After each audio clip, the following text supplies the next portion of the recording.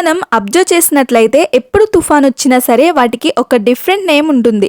అసలు తుఫాన్ వచ్చినప్పుడు వాటికి నేమ్స్ ఎందుకు పెడతారు, ఎవరు పెడతారు, ఈ వీడియోలో తెలుసుకుందాం. పేరు ఉంటే వార్తలు, హెచ్చరికలు సామాజిక మాధ్యమాల్లో చెప్పడానికి ఈజీగా ఉంటుంది. ఒకే సమయంలో ఒకటి కంటే ఎక్కువ తుఫాన్లు ఏర్పడితే వాటిని సంఖ్యలలో తుఫాన్ 1, తుఫాన్ 2గా గుర్తించడం కష్టం. అందుకే పేర్లు పెడతారు. అసలు ఈ పేర్లు ఎవరు పెడతారంటే 13 దేశాలు కలిసి పేర్లను ఇస్తాయి.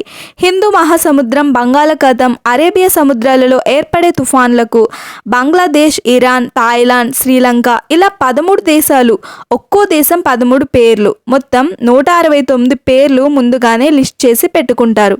మొన్న వచ్చిన మోంతా తుఫాన్కి థాయిలాండ్ పేరు పెట్టింది.